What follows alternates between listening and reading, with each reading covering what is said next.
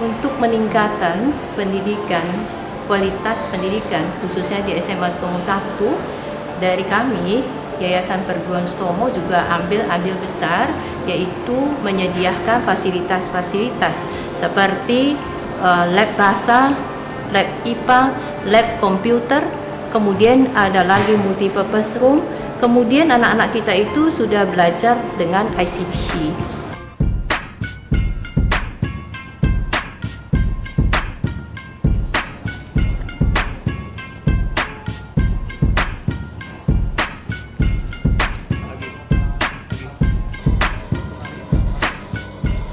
Dari simpul ke simpul inilah yang dinamakan dengan setengah gelombang ya. Jadi angkanya adalah 18,5.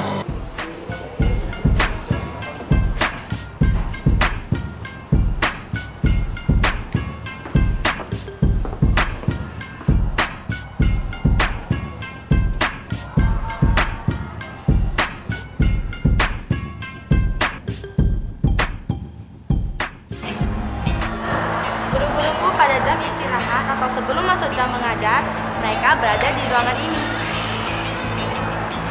Tidak mudah loh menjadi guru di sekolahku. Sebelum menjadi guru, calon-calon guru harus lulus tes dulu yang dilakukan sekolah, seperti tes materi melalui soal dan mempresentasikannya.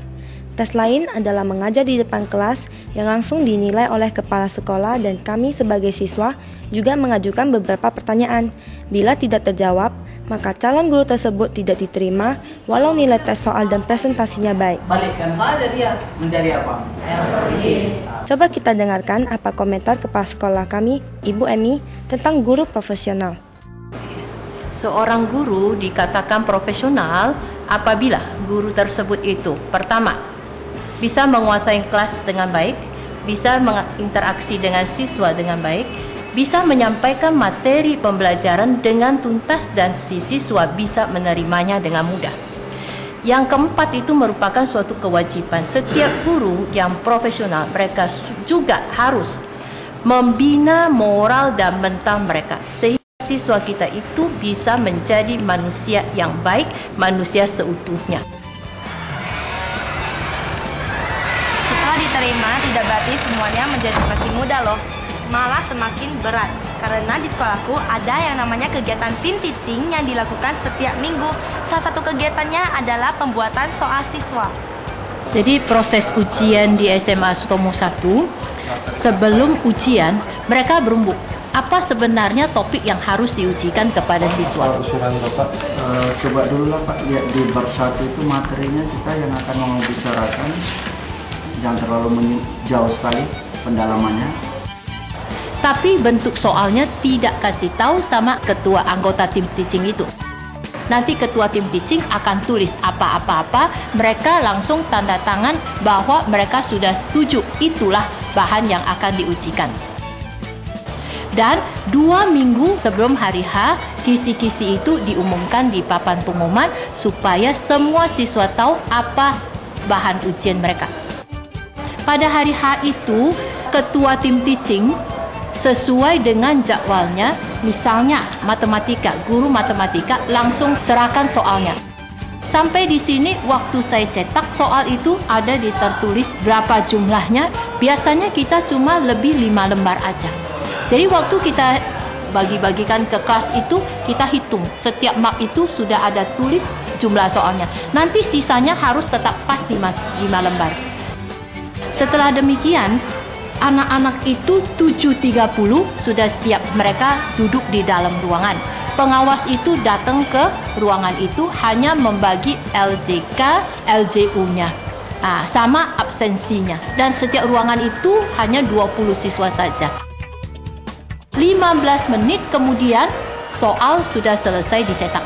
Sudah siap dimasukkan ke setiap mark. Soal yang dikerjakan itu adalah dalam multiple choice dengan essay. Loncenglah itu waktu jam 7.45, maka mereka ujian.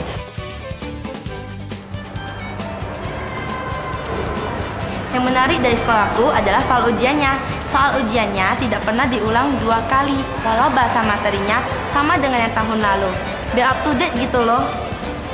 Untuk meningkatkan kualitas belajar dan mengajar di sekolahku, Pendidikan guruku minimal S1 dan 70%-nya sudah S2.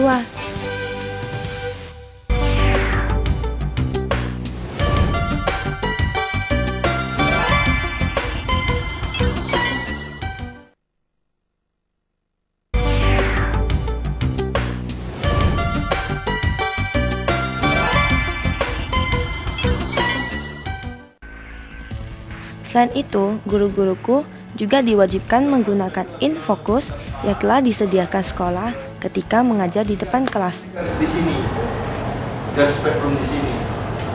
Dengan sistem KTSP yang berlaku sekarang, kami dituntut belajar lebih aktif lagi dan kami lebih sering melakukan presentasi tanpa ada persiapan terlebih dahulu. Tapi dengan cara seperti itu, membuat kami harus selalu siap kapan saja. Ini menjadi X tambah, ini habis menjadi 2 tambah super X. Sekolahku juga memiliki klub belajar. Yang uniknya, mentornya adalah teman-temanku sendiri. Klub belajar ini mengcover 7 bidang studi yang dilaksanakan setiap hari Sabtu. Sharing ilmu gitu. Jadi asik juga kan, dan semua menjadi mudah. Sesuai bayangan kita, dia menyimpang ke sini. Makanya jangan heran bila sekolahku berhasil menyabet beberapa medali pada kompetisi tingkat nasional maupun internasional.